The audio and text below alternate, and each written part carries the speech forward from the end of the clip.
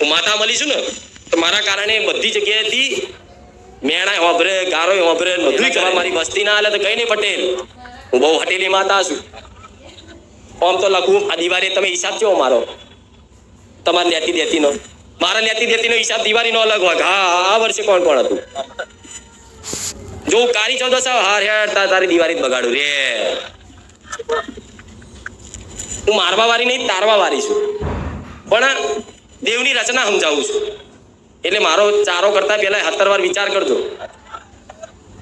મારે તો એમ તો બધા ભક્તો જ છે, પણ અમુક પટેલ હોય ભાવિકના દાદાગીરી કરે કરતા ચાલતા.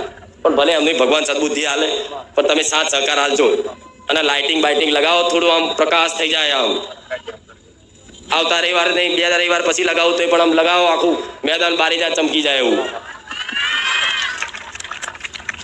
બરોબર ને?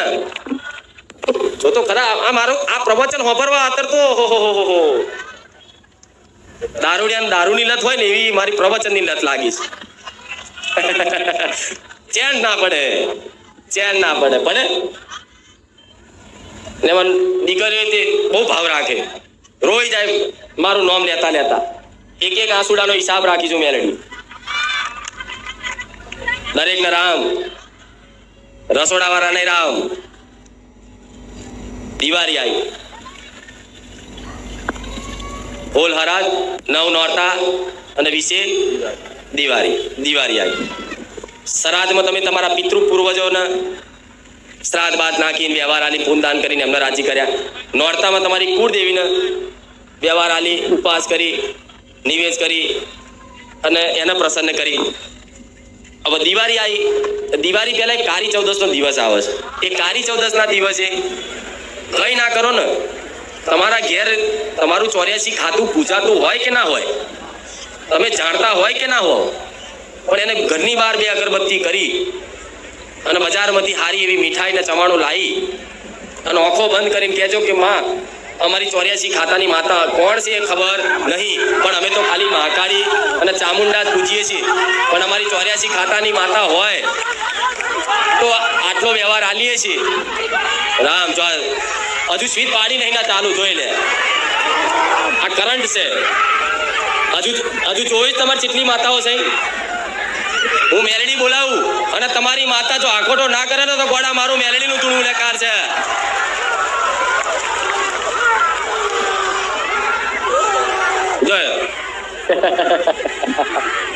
બસ બસ ભલે આ બધું જોવા નહીં આવ્યા, તમે બેહો શાંતિથી. ઓથરો વ્યવહાર હાલજો. 84 ખાતાની માતા જ કઈ છે ખબર નહીં, પણ મિક્સ મીઠાઈ ચમાણું એ લાપસી બનાવી અને એક નારિયેળ ધૂપ કરી અને નારિયેળ વધેરીને પાણીનો ગ્લાસ ધરાઈને કહેજો દારૂ બારૂ હાલવાની જરૂર નહીં, કલેજા હાલવાની જરૂર નહીં, ખાલી આંખો બંધ કરીને આવજો. અમારા કોઈ બાપ દાદાની 84 ખાતાની માતા હોય તો માં ઓથરું હાલે છે, સ્વીકાર કરી લેજે. જે તમને 12 મહિને વિઘનો નાખે ને વચ્ચે, જેમ કે આઠમના નિવેદ હોય તો અમુક મઢમાં બેઠા હોય કકડાટ થાય.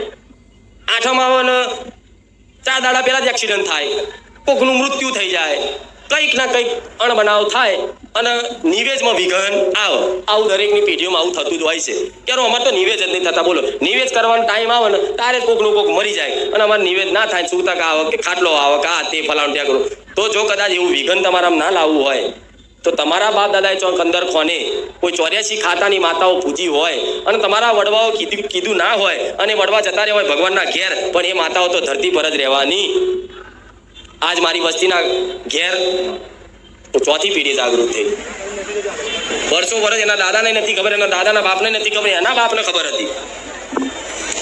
તો આવી હું જો 100 વર્ષે હું મેલડી જાગૃત બનતી હોય તો તમારી માતાઓ છે ને, તમારા બાપ દાદાએ પૂજી હોય ને અંદર કોને અને તમારી પેઢીમાં લાગતી હોય ને એ આ વિઘ્નો નાખે તો તમારે શું કરવાનું? વ્યવહાર આલી પ્રાર્થના કરશો ને તો સમજી લો તમારી દિવાળી સુધારી દેશું મેલડી. કોઈ વિઘન નહીં આવે, ગેરંટી મારી. બરોબર? પાકું? જોરથી બોલો. મારા ઘડે ઘડે કહેવું પડે છે કે હું બહુ જૂની માતા જાગૃત થઈશું. હું શું સંભળાય છે? હા શું ખોટું? હવે એક જોરથી હું બોલું રામ તો બોલવાનું રામ રામ રામ રામ રામ રામ.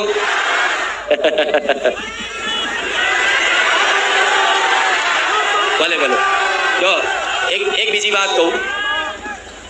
જ્યારે ગાદી પર આવી ત્યારે એક વાત કીધી કે જગતમાં ઘેર ઘેર ભૂવા છે.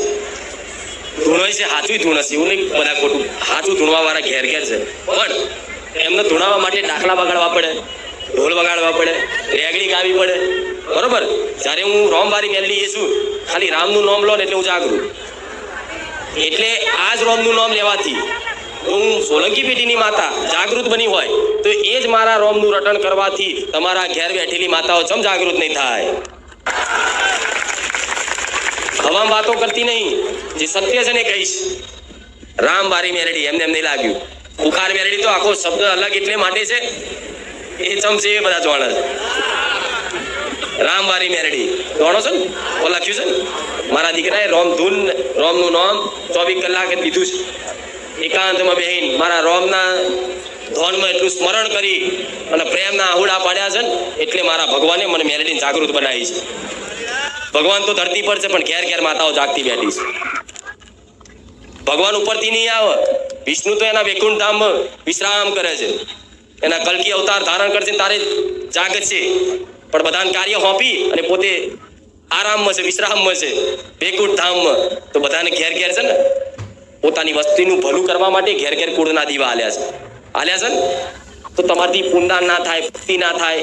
અમુક કે મારી અમે ભક્તિ કરી, અમારા મનમાં બહુ ખરાબ વિચાર આવે છે, બહુ આળસ આવે છે, અમે તો ભક્તિ કરવા લાયક નહીં. હું જાણું છું તમારી આ બધી વેદના. ભલે તમે જેવા હોય એવા, પણ રામનું નામ તો લેવાય કે નહીં? લેવાય કે નહીં? ભાવ ના જાગે ને તોય રામ રામ રામ રામ રામ રામ લખો. એટલે તો મેં બુકો છપાવડાવી છે. એ આવી જશે. પટેલ લાયા નહીં, ઓછી લાયા હતા એટલે બધા કે પડાપડી કરશે પહેલા રવિવાર. એટલે રામ નામની બુકો છપાઈ છે. બરોબર. જેટલી અહીંથી સેવા પેટી થશે એટલી તમે ઘેર લઈ જજો, અને બીજી ઘેરથી તમે લખાઈ લાવશો તોય ચાલશે. પણ આ બધું રામ નામ ભેગું કરી અને એક દાડો પછી એક વાત કહીશ કે મારે શું રચામણ રચાવવાનું છે મારે મેલડીને. અયોધ્યામાં રામ બેઠા ને વાતાવરણ ભક્તિમય થઈ ગયું આખા દેશમાં. એનો પ્રભાવ છે. આ સમયગાળો ચૂકશો નહીં. આ 3 દિવસના ખાલી ભજનમાં છે ને ભગવાન માતાજી સાક્ષાત ઉતરશે. લખી રાખજો આ સમયગાળા. વ્યર્થ ના કાઢશો દાડા. રૂપિયા પાછળ દોડશો નહીં. મોન સન્માન કદાચ ફૂકા લઈ ફરશો નહીં. નોના બની ભક્તિ કરો, ભક્તિ બસ. સેવા કરો, સેવા ના થાય તો સારી ભાવના રાખો. મારો ભગવાન છે ને આ સમયગાળામાં જેણે જેણે કદાચ મારા રોમને ઓળખી અને કુળદેવીને ઓળખી અને થોડી ઘણી ભક્તિ કરી લીધી ને એનો બેડો પાર. નકર આવનારો જમાનો જોજો ચેવો આવે છે. તમારી જ વસ્તી તમને લાત મારી વૃદ્ધાશ્રમમાં નાખી આવશે. જવું છે વૃદ્ધાશ્રમમાં? આ તો ભજન કરો, ભક્તિ કરો, અને ભક્તિ કરવા માટે શક્તિ હું આલીશ. દર રવિવાર પણ બોટલ ચડાવવા આવું પડે ને.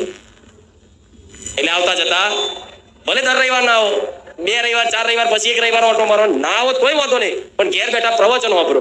પણ ઘેર બેઠા વાપરો ને રૂબરૂ વાપરો. એ બહુ દુર્લભ છે. છેટે બેઠેલાનું માતાજી સાક્ષાત દેખાતી હોય છે, આગળવાળાને દેખાતી હોય છે. માતાજી તું બહુ વાલી લાગે છે. માતાજી હું તમે તને બહુ પ્રેમ કરીએ છીએ, તને બહુ વાલ કરીએ છીએ. અમુક દીકરાઓ તેવું કે માતાજી માં તને બાથમાં રાખીને રોવું છે, માં તારા શરણ પકડીને રોવું છે. આવી ભાવનાઓ કરી છે ને તો સમજી લો મારા